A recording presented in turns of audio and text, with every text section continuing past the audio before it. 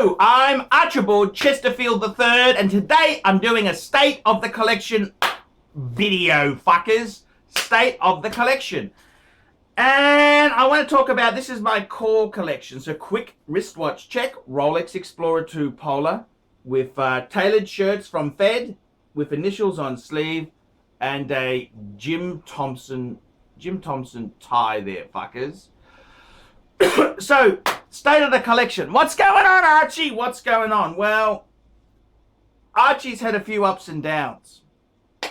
So basically, we got a few pieces we would like to discuss. So, firstly, what has happened? Okay, so we've had a few sell-offs. We've sold off. I had the ArchieLuxury investment arm, which bought two vintage Omegas, a Flightmaster and a Speedmaster Mark II.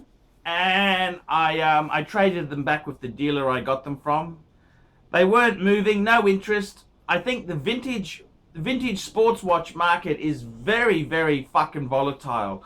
I think I'll stay in my genre, which is watches, you know, like 90s, 20, 30-year-old watches is sort of my genre I like to do. Great bang per buck before they become modern-day classics. So, what's happened with the collection? Okay, let's look at the pieces that won't be sold. There's three pieces that will never be sold. They are the Rolex Explorer 2 Polar. I must have one of those in the collection. I gotta have a Polar in the collection. The reason is that was my first Rolex, was the Explorer 1. If I had money, I would have liked the Explorer 2. It's one I've always wanted, and you know, it's such a cool watch. A GMT function is so handy. And I prefer the steel bezel, the fixed bezel, as opposed to the GMT bezel. So, Explorer 2, that's a keeper. Speaking of which, my good friend Brian has just sold me his his Rolex Explorer 2 Polar. I'm going to have two because I'm going to sell one. I think they're good buying. So I'm going to sell it on the channel in the next week. I've just transferring the money to him or organizing that watch purchase. But I'm always going to keep one Polar. Okay, that's the situation with the Polar. The second watch that I really love, which I also happen to have fucking two of, can you believe this, is the Omega Speedmaster Man on the fucking Moon. The Speedmaster Professional Man on the Moon. And I've got a box papers one, which I bought from a dealer in Melbourne. And that's a keeper. I love my Speedmaster. Love it, love it. House of Light glass, non-display back. Man on the Moon, fuckers. With the bracelet. I can put it on a leather NATO. I can put it on a NATO. I can do anything I want. That watch can do no wrong. And I've actually got two of the fuckers because a friend of mine who, Steve, he sold it to me because of good price, there's money in it, so I'm going to resell that one too. So I got two Speedmaster Man on the Moon Professionals, sort of post-2000 models. So I'm going to always keep one of those. And then the third thing is my Jaeger-LeCoultre Reverso Grande. I love it. That's my dress watch on black alligator. Never sell it. Never sell it. Yeah, I know. I got divorced and it was given by an ex. Yeah, but that doesn't matter. I had good times with her at the time, and she's okay. We worked out a deal, and she's okay. I don't want to be, you know, you've got to be nice to your exes. Don't be a complete asshole to them. That's a great watch. I love it. That's my ultimate dress watch. Love it to death. Okay, so that's my three core pieces.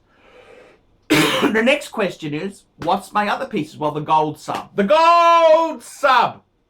And I got to tell you, I turned down $22,000 offer. That's right. Before the pound crash, I got offered £11,000 for it. I got offered a swap on a AP Royal Oak rose gold chronograph, and I decided not to go through with it. So that gold Rolex, that's my get out of jail card. That is, if I want to fuck off and live in Vietnam for 12 months, that gives me enough money to do that. So I kind of like to keep my gold sub. I love it, but it's just so much money. I couldn't possibly just be arrogant and say, I'm never going to sell it, because I can't afford to say that. I never know. You know, I might really fucking need the money. Now, the next piece I've bought, the next piece. Okay, I traded out of the Omega Speedmaster Mark II racing dial version. I think I paid a bit, well, they're a bit more expensive, but I've got an Omega Speedmaster Mark II.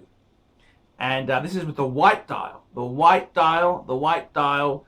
And I gotta tell you, fuckers, I think that wasn't super expensive.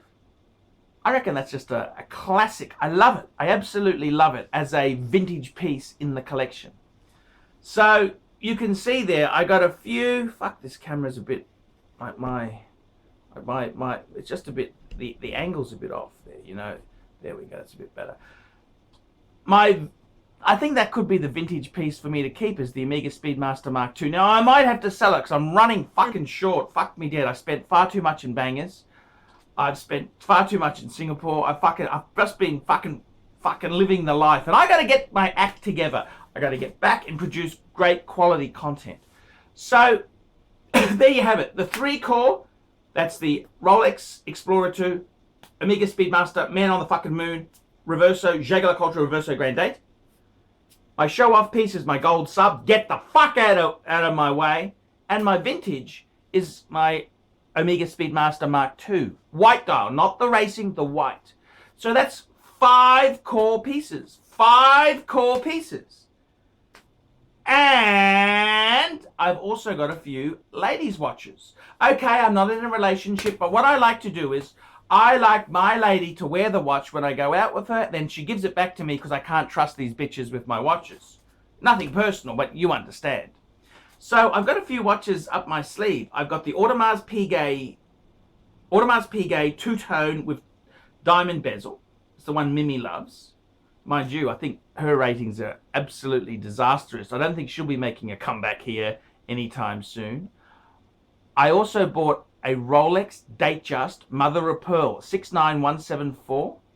Love that piece. And I've also got a Rolex Oyster Perpetual Date. Ladies. It's basically the female version of my Explorer 2. And there's more. I also got a two-tone ladies no date. Two-tone. That's kind of an investment piece to sell. I will flick that. That's for sale. So it's not really part of the collection. But the 4th piece is an 18K Cartier tank. You'll be hearing about that once I get it. I've just sent it off to Watch Tech to get professionally polished. I want to get a new, beautiful leather strap on it, Cartier. I want it to pop. So that's the state of the collection. So I got rid of some vintage Omega. There was nothing wrong with those pieces. They were nice, good pieces, but they're so hard. My genre is more modern. That's my specialization.